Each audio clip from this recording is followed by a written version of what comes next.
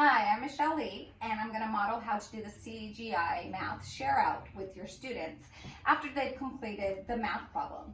So one of the reasons we do a share out is because we want our students to actually learn from one another. I am simply just a facilitator, and this gives the peers a chance to see what each other are doing and ask questions of one another. The way I pick a student's work is as I'm walking around and they're doing their problem, I'm often looking for different things. And depending on what I'm looking for that day, helps me to decide who's going to come up here. I sometimes will pick somebody whose work is very simple. Everybody's kind of doing it the same way, and this validates somebody. Sometimes I pick work that seems to be a little bit more challenging, and this may be opening a door for that student who just can't quite figure out the next step, and then they just learn from their peer. Today, when I pick somebody, or any day, I pick somebody, they actually get to come up and sit next to me, and that way they can help facilitate answering the question.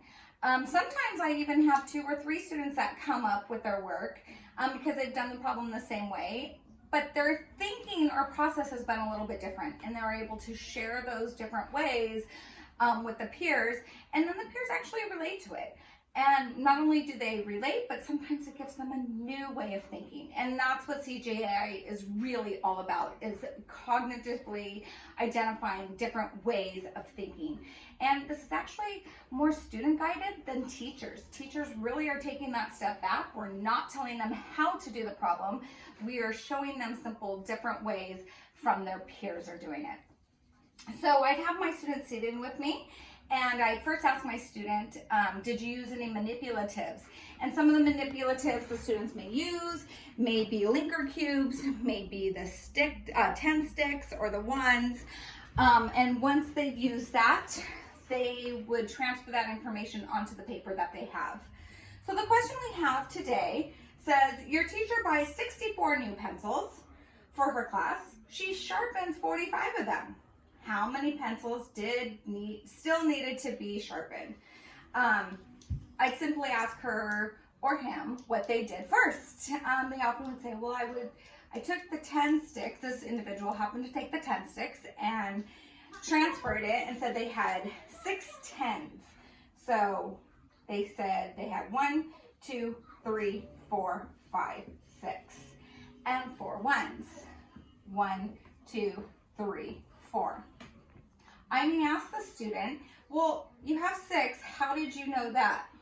And they may, in their thinking process, and I may write this thinking process right on the paper so others can see it, and they could tell me that this was 10, 20, 30, 40, 50, 60, 61, 62, 63, 64.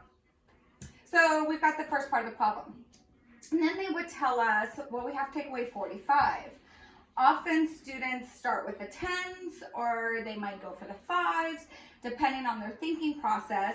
You know, what I often will see is just cross out of 4 10s, but I don't know if they did it first or not. So this is where talking to your students is so important, and this is why I have my student up here to explain to me. This student had said, well, I realized I made a mistake, and making mistakes are so great because we always learn from them.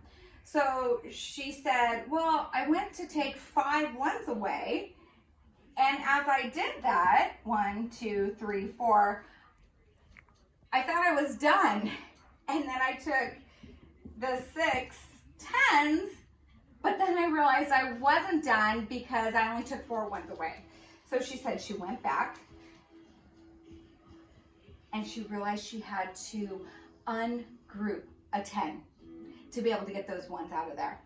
And so she took one of those 10s and made it into 10 ones. 1, 2, 3, 4, 5, 6, 7, 8, 9, 10. And she explained that she still had 60, but just that she now had 14 10s.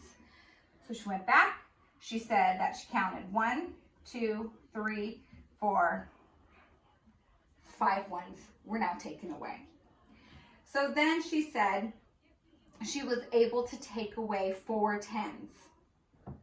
10, 20, 30, 40. And that simply left her, and I'm going to get a different color, that left her with 1 10, and then she said she counted on to see what she had left. 10, 11, 12, 13, 14, 15, 16, 17, 18, 19. And she said by doing this, she realized that she still needed to sharpen 19 pencils.